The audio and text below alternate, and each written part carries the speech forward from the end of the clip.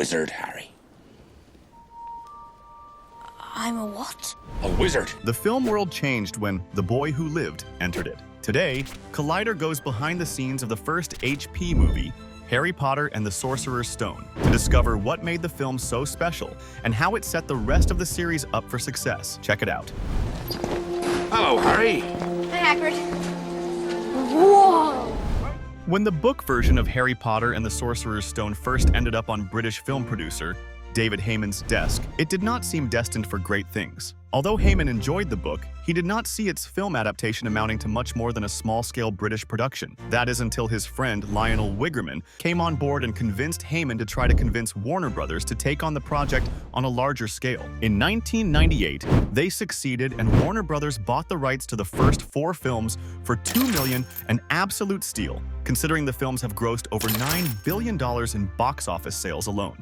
With the input of author J.K. Rowling, the team hired Steve Kloves to write the screenplay and hired Chris Columbus to direct the first film. Better be Gryffindor!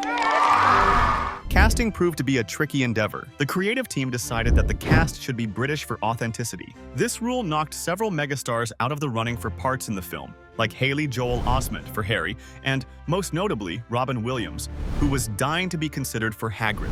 The part of Hagrid would ultimately be the first to be cast and went to Scottish actor Robbie Coltrane. The search for child actors was harder, and producers auditioned lesser-known artists via open castings. Emma Watson for Hermione and Rupert Grint for Ron came out of these cattle call-style auditions. Grint tried cutting through the competition by performing a rap at the start of his audition tape. Lucky for him, and us, it worked. It took a while to find a suitable Harry, however. After seeing his performance in a David Copperfield television series, Columbus wanted to audition Daniel Radcliffe for the role. But Radcliffe's parents, also actors in show business, refused as they felt the project would cut into their son's childhood. That is until June 2000, when Heyman ran into Alan Radcliffe and his son Daniel at a theatrical production of The Stones. The producer remained transfixed with the young Radcliffe and called Alan to convince him to let his son audition. Alan took the meeting as a sign from above and finally agreed. Daniel auditioned, and the rest, as they say, is history. That's a dragon egg. What is it? That's what that is. What is that? Dragon egg. Where to film would prove to be yet another big decision. The world of Harry Potter is sprawling. There's, of course, Hogwarts and the world surrounding it, like Diagon Alley and Hagrid's hut. The team ultimately decided on Leavesden Studios, a former aircraft manufacturing facility turned Warner Brothers lot, located just outside London. Several of the sets were built permanently into the campus's abandoned buildings. Because no one, including Rowling, knew what would become of the series or the films, it was important to have all sets, props, and costumes in one place. Much of the original set remains intact and is currently open to visitors for lot tours. The studio turned out to be a perfect long-term investment. And say up. Leavesden Studios also provided a safe space for the young cast away from the bustle of London and the prying eyes of paparazzi. While much of the public was prepared to watch the young stars of Harry Potter follow the troubled path of many child film stars before them, no such thing happened. As David Barron, one of the producers, says, the kids were never put under the microscope of the outside world whilst they were working.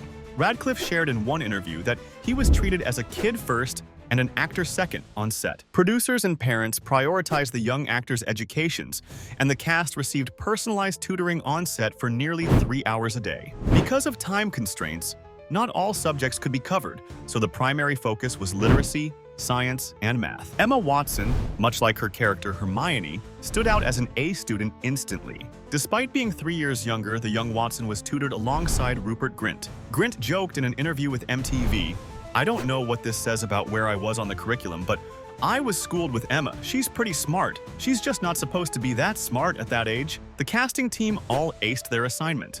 It's not real, the ceiling. It's just bewitched to look like the night sky. The Sorcerer's Stone is nothing without its magical elements. While the later films depended more on CGI, the first film leaned into physical, old-school Hollywood tricks to create its signature wizardry.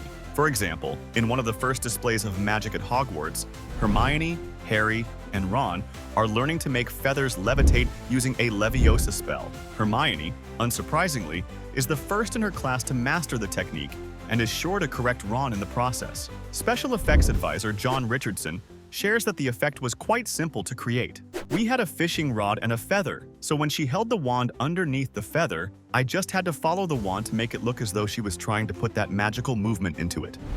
You're saying it wrong. It's Leviosa, not Leviosa. Of course, computer-generated effects were still needed to fill in where physical tricks couldn't, like McGonagall transforming into a cat and back into a human, and more notably, in the creation of its iconic Quidditch match. The young cast levitated in front of blue screens with wind machines, while cameras moved in tandem around them to create the illusion of flying. Later, CGI specialists filled in the background and effect in post-production. Fans may recall that Quidditch and other CGI-heavy scenes look cruder in the first film than in later films.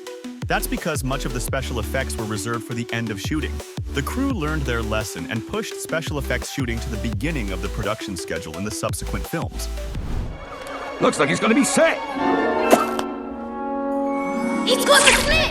A large part of the charm of the Harry Potter films is its attention to detail. Sorcerer's Stone set the aesthetic intention for the rest of the series. As props master Pierre Bohanna states, we had to establish all the primary props. Bohanna and his team favored the use of natural elements where possible. The Quidditch broomsticks, for example, were made from collected twigs and sticks from the forest surrounding Leavesden Studios. They were then finished and polished for use by the young players. If you wonder how each broom looks different from the next, you can thank Mother Nature. The wands also had to be just right. Bohanna shares that the props crew created between 5,000 and 6,000 wands to accommodate the large cast. However, Harry's wand received special attention. It's comprised of 3 different wood textures and shows the natural stages of the refinement of a real twig. According to Bohanna, the handle has been rough-hewn, and the rest of the wand is finely finished to the end. The wand symbolizes Harry's evolution as a wizard at first course and then refined into something sophisticated. When its brother gave you that scar. One of the most delightful scenes of the first film is the introduction of Norbert, Hagrid's pet dragon, who hatches from an egg right on Hagrid's kitchen table. Norbert's entrance into the story opens the entire wizarding world to all kinds of fantastical beasts that appear throughout the rest of the series. As such, it was important to get the scene right. Norbert was created entirely from CG, which presented an acting challenge as the cast needed something to look at. Special effects supervisor Nick Davis and his team fabricated a maquette that resembled the finished CG dragon in appearance and size, thus providing something for the actors to play against. When it came time to animate Norbert's hatching and first movements, the team studied similar baby animals like small rodents and birds. As for Aragog, the terrifying and colossal spider that lives in the dark forest, he was a 4-ton mechanical puppet. The fake spider was so lifelike that Daniel Radcliffe and Rupert Grint hated being near it. Grint in particular is afraid of spiders, which means Ron's freakout was real. We panic now? Thanks to the original ingenuity of Harry Potter and the Sorcerer's Stone, the rest of the series was a hit. What are some of your favorite movies from the film? Let us know in the comments, and don't forget to like and subscribe for more great content.